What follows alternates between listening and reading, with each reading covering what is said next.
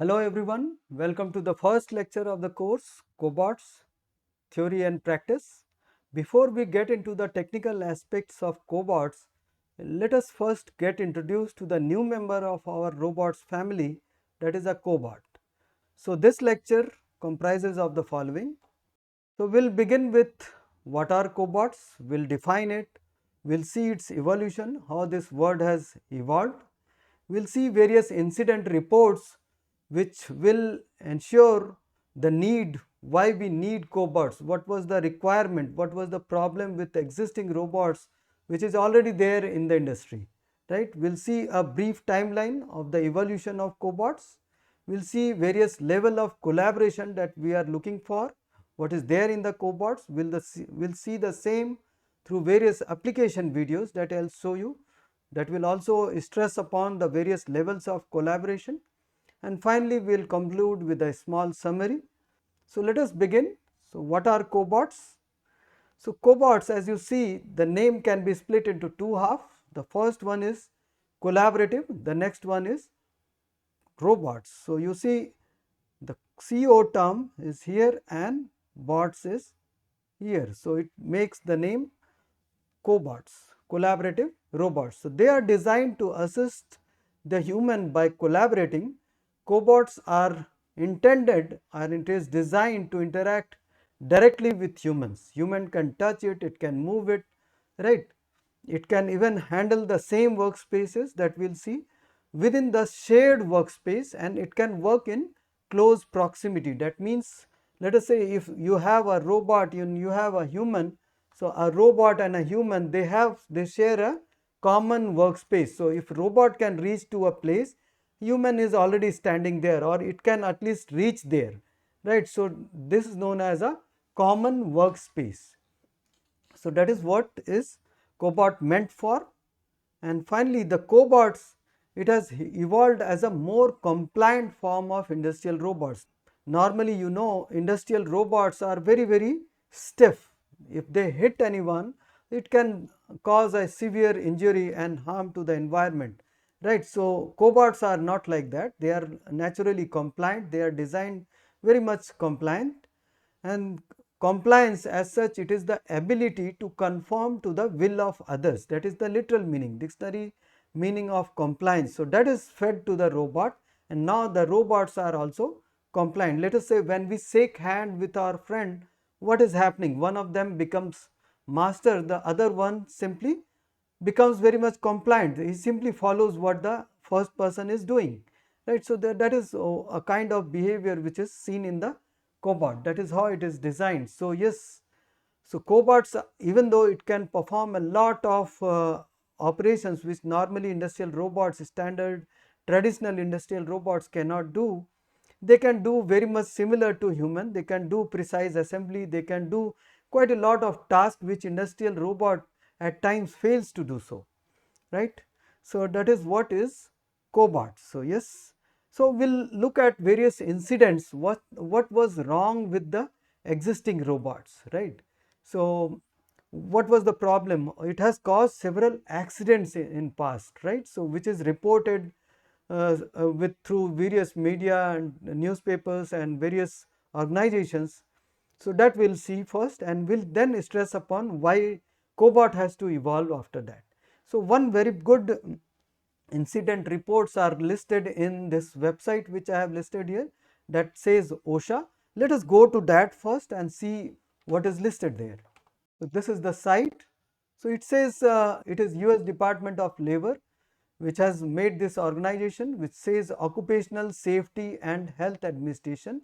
It lists various standards, various laws and regulations, right. Various regulatory agendas are there, various interpretations of standards which are already there in the industry, okay. How such laws should be enforced, so it has guidelines on that, right. Various inspection data is there, right. It has various other topics that you may be interested in. Just go through this website, it is very much helpful to understand what was the problem with machineries in general and robots, to be very particular. Yes, so I'll directly go to the data that it lists, okay.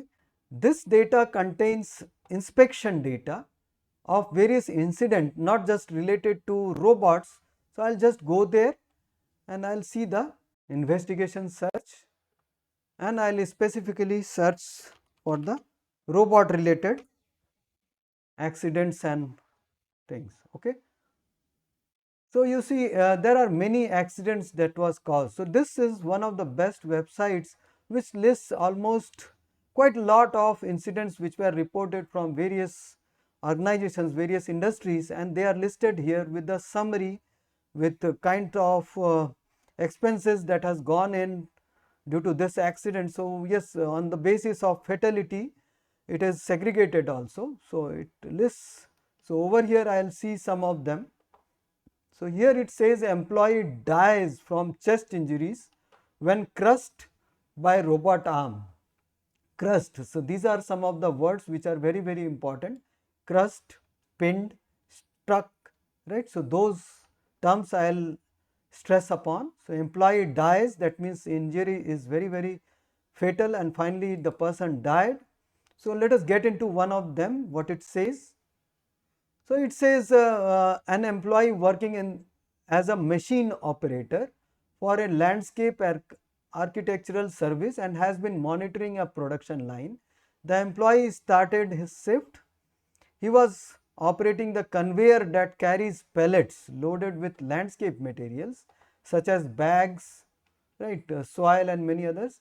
So, the employee works with a robotic arm that picks up landscape materials from the conveyor and places them on a pellet. Okay. When the pellet was full, it moves down the conveyor. The co-worker who operated a forklift noticed a pellet was crooked and mentioned it to the employee before leaving the area to do his assigned work.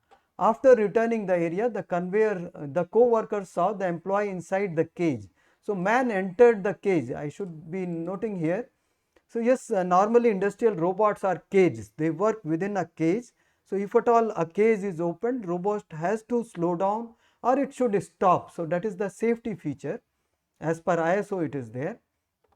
So, co-worker saw that employee went inside the cage and the door is closed. The employer stated that the employee must have entered across the conveyor, causing the robot to pick up the employee up thinking he was a pellet. So, what was wrong maybe there in the sensor or somewhere, that the robot mistook this person as a pellet.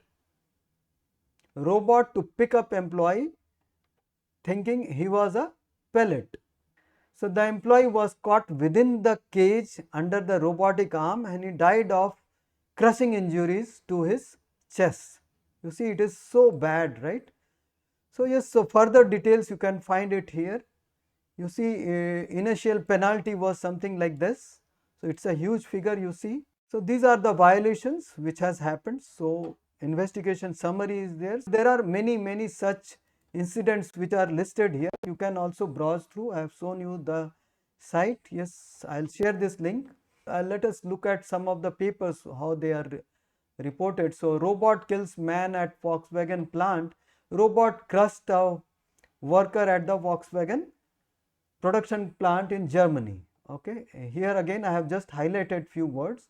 Machine grabbed and pushed him against the metal plate. Machine grabbed him, right, and pushed him against the metal plate. He died from the injuries. Malfunction was due to human error. Mind it, even if it is human error or a robot error or any third person like programming error. So, the injury happens to the person or to the environment. A huge property loss is there definitely.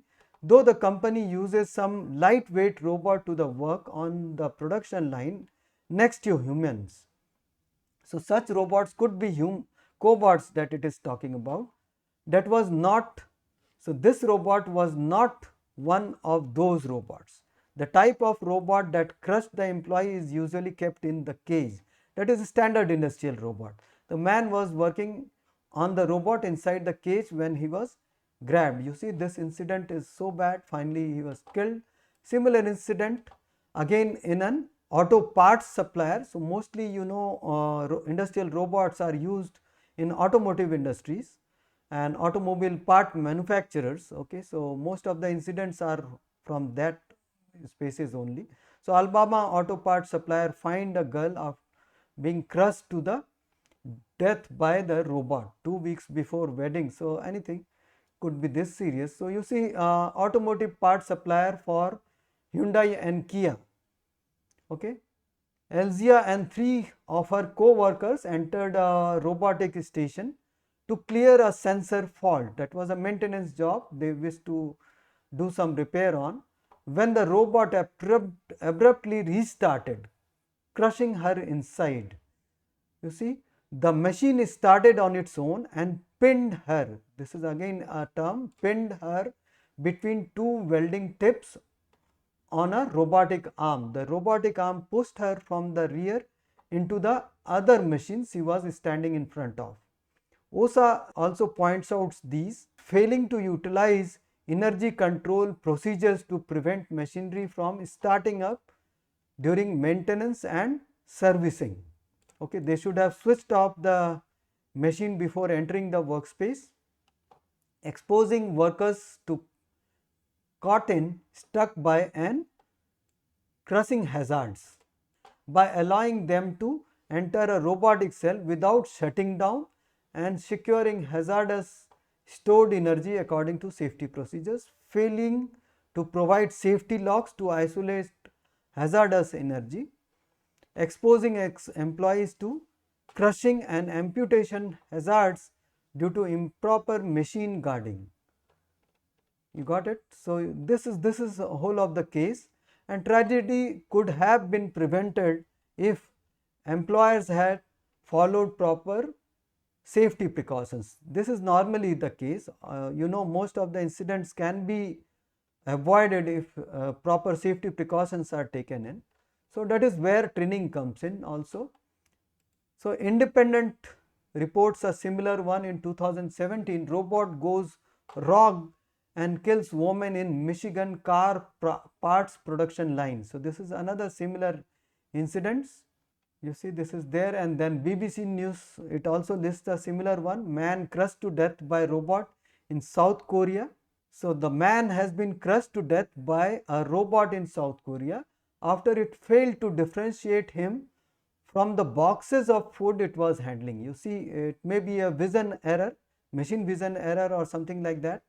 Okay, the robot arm confusing the man for a box of vegetables, it grabbed him and pushed his body against the conveyor belt, crushing his face and chest. You see, so lack of intelligence that was put to the robot. The man has been checking the robot sensor operation ahead of its run at the pepper sorting plant. Got it? So a similar incident, it says it has happened few months back maybe. So this paper reports it so. In March, a South Korean man in his 50s suffered serious injuries after getting trapped by a robot while robot at its automobile parts manufacturing plant. You see, there are many such reports which are published by NIOSH also, that is National Institute for Occupational Safety and Health. Okay, so a malt setter head stuck by a cycling single side gantry robot. Old male died from injuries sustained when he was stuck on the head by a cycling single side gantry robot. He was apparently looking for tools that he may have left within the machine during the setup operation. His position placed him between the robot's home position and the robot's support frame on the stationary platen. You see, the crust between the robot and the robot's support frame, his head was crushed like that. So there are few recommendations here again. So over here it is a reporting from Gurgaon, a 23-year-old factory worker who died in an auto component manufacturing factory in Manesar on Wednesday revealed that he died after massive internal bleeding due to tight grip of robot. His ribs and abdominal region were completely crushed by the robot arm. Okay, he died within around 20 to 30 minutes. So you see how much trauma and pain he has went through. How did the worker trespass into the radius of the robot arm, and why did not the sensor of the robot get activated and stopped the machine? He came so close to the robot arm while adjusting the metal sheet, crossing the sensor area of the robot. So suddenly he was picked up and crushed by the robot arm. So this is the report what it says. So proper training of the employee, this was figured out here also. There are many such reports which gets unnoticed. Nobody summarizes on them, and it is not publicly posted also, so that we learn from those accidents. So with this, what we have seen is, you see, industrial robots which existed since long traditionally, which was there, were position controlled, and they are very stiff in nature, and any collision, any stucking in will definitely cause severe damage or injury, right? So that was the problem with robot, and that gives rise to the cobots. So we'll see how now it has evolved in the next slide. Timeline of cobot we'll discuss. So in 1990, Prasad Akela, a BS IIT Madras, an engineer at General Motors, led a team that built some of the world's first cobots for material handling. This is not exactly like a cobot, it was some, I have seen that small document which was published those days. So it basically says it was like a single wheeled robot which is easy to manipulate and transfer loads from one post to other. It was a bicycle type, it was a triangular type, three wheeled kind of stations which can be transferred from one place to other. Those were compliant because that can follow human, right? You can directly push it and guide it anywhere you want. So that was a kind of contribution which was given by Dr. Prasad Akela and his team, which comprised of other members like Edward Colgate and Michael Peshkin of Northwestern University. There was other members also. So in 1996, finally it came to a kind of cobot which was invented by Edward Colgate and Michael Peshkin. They were from Northwestern University. They were from the same team that worked with General Motors, right, in 1996, and finally they filed a US patent which was called as cobot, and finally it came to the robot, okay, a kind of robot which may be called as a collaborative robot. It was compliant, okay. So it has whole sort of architecture, you may go through that patent also. So yes, finally they formed in 1997, the Cobotics company was founded by Colgate and Peshkin, which used to manufacture such machines, and finally this company was acquired by Stanley Assembly Technologies, okay. And follow-ups, it was the major contributor was German Aerospace Center, that is DLR, which evolved like anything. It has designed the joints, robot joints, with various technical details. They have published a lot, and finally they come up with a very good design, and finally that was taken up by KUKA as their robot called LBR-3, and now it is finally evolved like IVA robot, that is a 7-DOF robot of 14 kg payload, I think. Okay, in 2008 Universal Robotics, they came up with UR5, and in 2015 you see Fanuc came up with CR35IA robot, and 2015 ABB came up with Yumi, which was a dual arm system which has 2 arms, and it is very much compliant, and it can work collaboratively with human, right. So following up, there are many other companies which has come apart from these giant companies. They were already in industry with a standard industrial robot. So many other robots that came in called uh, Rethink Robotics, they made Swears, and Baxter also is from the same company. Kinova, it came up with Jaco Arm and many more. Omron, Kawasaki, and Staubli, Franca Amica. Okay, so this is the brief timeline how it has evolved. So yes, now we'll look upon the level of collaboration, which is defined by IFR, that is International Federation for Robotics. It says it has 4 levels of collaboration. We'll look upon them one by one.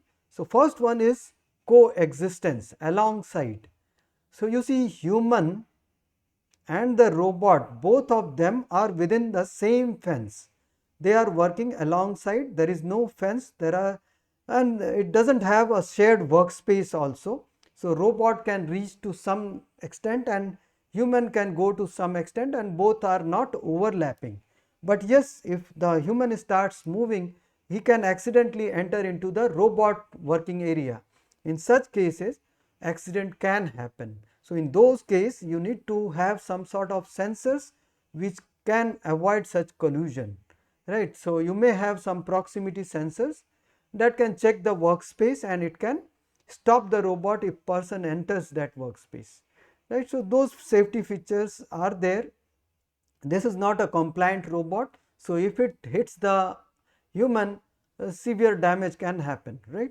So this is coexistence. Second one is a sequential collaboration. When shared workspace is there, but yes, you see, it is a sequential operation. Human does something, robot does something one by one, and human finishes its task, then robot continues and they work together. Again, it should have some many sort of sensors which keeps checking any collision. So safety features are there. So that is a sequential collaboration. In such case, yes, it should be a cobot. It may not be a standard robot, because you see both of them are in the proximity. So any programming error or fault in the sensor, it can hit the human, right? So this could be a case, right? So this such application could be in the agro food packaging industry, right? Next one is a cooperation, both in motion, transportation is happening. So both of them may be working on the same part, object may be moving also. So that is a very critical thing. Again, it is a type of cobot which should be there. It may not be a robot. Even if it is a robot, it can be, it should have a hell lot of sensors, which is very difficult to form. So industrial robots has huge power, so it should be avoided in such cases. So finally, it is a responsive collaboration. When robot responds actively, like in case of assembly operation. Okay, human is holding something, robot is trying to put in something, right? So this could be one application. Okay, so let us see this detail in this level of collaboration here, where this side is level of collaboration and this is the requirement for intrinsic safety features. So there are many safety features that gets increased as we go this direction, right? Features versus external sensors which should be there. Okay, so first case was this is a case of a standard industrial robot. So that was there. So it is a fenced robot, human is standing outside and the whole of the cell is fenced, where the robot is continuously working. Safety feature is nothing, you just open the door, as soon as the door is opened, robot stops, right? So that is a kind of interlock which is there. And next one is coexistence. No fence but no shared workspace also. We have seen this, both of them are existing in the same workspace. You need to have proximity sensors which can check human is there in the proximity. And the third one is sequential collaboration.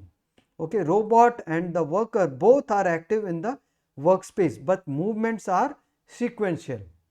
Okay, so this is where most of the collaborative applications are there in the industry today, that needs cobot. Okay, so most of the industrial applications are of this kind. Okay, cooperation, it is there in case of both robot and worker, they work on the same part at the same time. It may be in motion also, right? So this is one very specific application, there are very few. And next one is responsive collaboration, when robot actively responds in real time to the movements of worker. And let us say there is an application when you are dragging a cart, holding other side is holded by the robot, you are dragging it to the other room, right? So in that case, robot simply becomes the slave and it just follows based on the force feedback, and finally it follows the trajectory what you are doing, maybe using its vision sensor, 4 sensors, it is able to do so, and you continuously could do this. So this could be one such application when both of them needs to respond in real time and robot follows movement of the worker. So you see, this is the highest level where you have n number of sensors, huge number of sensors. Okay, so this is what are level of collaboration as defined by IFR. So next is I will show you some example applications which will further elaborate upon these levels of collaboration. So what is this you see here? This is a standard robot which are working on a car, right? A car assembly is being done here with overlapping workspaces. All the robots, they can overlap, their workspaces are overlapped. Automated robots, all the robots and the car is caged inside so that a person cannot enter into this working zone. Robots are individually programmed, so before they are put to function, they are simulated in the environment so that they should be, the programmers are ensured that it is not going to hit the car or the environment, right, and all the safety features are checked. Collision avoidance is checked beforehand and all the collision related safeties are activated when the system is happening, you see. So it is getting assembled. So again there are multiple robots that jumps upon this. So again here what you see here is both the robots are handling the same car. Okay, so one of them is handling from other side, holding from the one side, other one from the other side. This requires end effector should have some sort of compliance, okay, so as to take care of forces that are arising due to the dynamic loads as well as due to some uncertainty in the dual trajectory which is executed by both the robots. Okay, you see multiple robots, they are working on it. Each workspace is now overlapped, so each one of them here is doing collaborative work, right. It is a spot welding. So you see collision safety device, the kind of collision safety devices which could be there in a standard industrial robot that could take care of this type of application is this is a kind of which is made by ATI, and yes, you see there is something in between the gripper and the robot's flange, and that makes the system very much compliant. So this is a collision safety device. So you see what all things it can do. It can take care of axial load, it can take care of moment load. So this is a moment load, right, this is a twisting load. It can absorb any kind of shock. So how it operates, you see, when collision happens, it pushes a switch and sends the signal to the robot so that robot can respond in real time. So what you have seen so far is either there is a need to have some sort of compliance. Either the part itself is compliant when an object is holded from both the ends. So there should exist some sort of compliance either in the side of robot or the object itself is flexible so that it can take care of any interaction forces. Okay, we will get into the details very well in this course. So you see what is happening here, robot is assembling the battery terminal. Over here it is done by standard industrial robot using their grippers, standard grippers, and the object is flexible. It is able to bend, twist or something like that. Coordinated, flexible and stiff manipulation, you see it is happening here. The object is flexible and at the end the robot is holding whole of the set from both the sides and it is maneuvering in the space. So it is able to orient that. Now this is a sequential collaboration. So one by one things will happen. This is a robot and the worker, both are active in the workspace but movements are sequential. So it is a kind of bottling operation which is happening. All the bottles are put by the operator. Robot picks up from the conveyor, that bottles is released. Bottles are released one by one. Robot picks up, fills it up, hands it over to the other robot, that again continues and puts it to the conveyor. This is a cooperative manipulation. Here it is shown as an assembly operation which is getting done. Okay, so one of the robot holding one part, other one simply moves it and does the assembly operation, right. So such kind of task is very difficult to do with a standard industrial robot. Again, a responsive collaboration when dual arm with an impedance controller is holding a box, putting it on the floor somewhere, and then it is able to manipulate it also.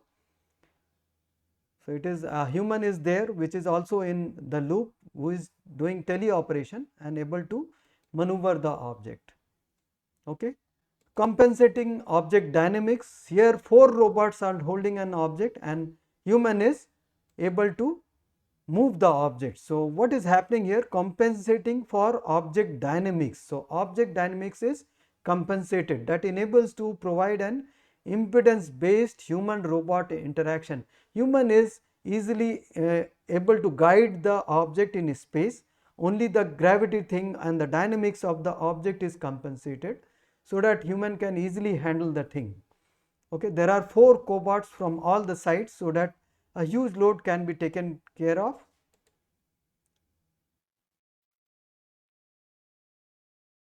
So object manipulation with a cylinder of 3 kg is shown here.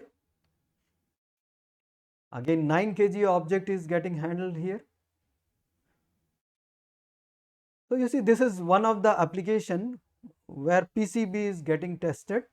Again, this is a very sensitive component.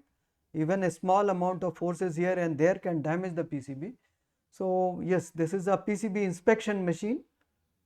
So the robot picked up from the bunch of PCBs, put it to the tester, and finally did the clipping of it, and the testing machine was switched on. All the voltages levels are checked, and once the check is finalized, it picks up and puts it to the box again. So there may be 2 boxes for the discarded one and the passed one. Again, this one you see robot is assembly PCB. This is a popular PCB which quite a lot of us know, that is Raspberry Pi. This is ABB Yumi robot. Whole of the system is done by Sony. So you see component wise assembly is being done here by the KUKA dual arm ABB dual arm robot. So this is a kind of constrained motion task when the robot is constrained to move along one of the directions, right. It cannot roll, it cannot do vertical motion over here, it can only slide on top of the surface. This kind of motion are constrained motion task. We will talk about constraint in the next lecture also. So this is a kind of constrained motion task. Robot is doing sanding operation. A constant force is maintained against the surface and robot is able to move. Such application is finishing task, surface finishing task like sanding, grinding, polishing, buffing. This is a kind of buffing operation which is getting done here through wire brush. And this is a constrained motion task when robot is made to open the door. It is in unstructured environment because you see person is moving the door to different location, still it is able to do it. That means the axis is unknown to the robot, still it knows how to take care of those. So robot actually it adapts to the forces and finally it can just open the door. So mind it, for all the operations that you have seen here, not just the robot is compliant and it is able to take up the forces, basically the a lot of programming intelligence has been fed to the robot, lot of sensors which are there, right. So now let us summarize what we have seen through various incident reports. We know now what are cobots, what we are expecting out of cobots, right. Through various incident reports you have seen why such robots are required, you have seen the evolution, and you have seen unique applications which are very difficult or sometimes impossible for a standard traditional industrial robot to do, right. So what you have seen here is cobots are designed to work safely alongside human in shared workspace. applicable for wide range of tasks in unstructured environment like domestic spaces, medical purposes. There is a robot floating around in internet which shows hair transplantation also. Hotels, public places where environment is very much random, right? Apart from standard industrial use where in industry environment is very much calibrated and well known, and it is robots are normally they work in a cage and very less probable that something wrong can happen. Most versatile, adaptable and flexible as compared to standard industrial robots, easier to relocate. These robots are lighter in weight and they can be transported from one place to other, quickly fix it, reprogram it for any particular task, right. So, reprogramming and relocating is very simple. It also supports easy programmable technique like lead through programming and others we will discuss also. So, it eliminates the need to install fences, not necessarily always. Okay, it is safe for surrounding environments and the operator. It reduces, not eliminates, risk of accidents due to impact. You have seen this. Pinching, pinching is like this, pinching, impact, that is due to the collision. Pinning, pinning against the wall, the robot and the wall, in between human can come. And crushing, it can crush against the, let us say, conveyor or something like that, that you have seen in the accident reports. Or trapping, robot envelops a person and it simply crushes it. So, yes, these accident, it reduces risk to that, and doing all these, it saves a lot of time to reprogram it, to relocate it, a lot of money to recover from the penalty, from the accidents, from insurance and many other things. Spaces, these robots are small, you do not need fences. So, yes, it requires less space and other resources, right. So, less manpower is required, and sometimes robot work with human alongside. So, yes, you need to have less amount of persons in the industry. So, yes, so these are some of the advantages that you see. So, this is how cobots are very advantageous. So, these are some of the acknowledgements for various videos that I have shown. You can look into it. I have shared the links also. So, that is all for this lecture.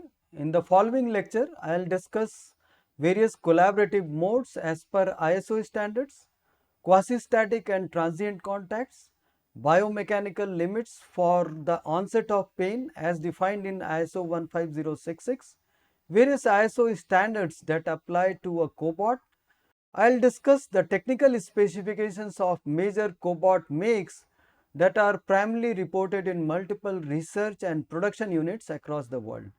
Thanks a lot.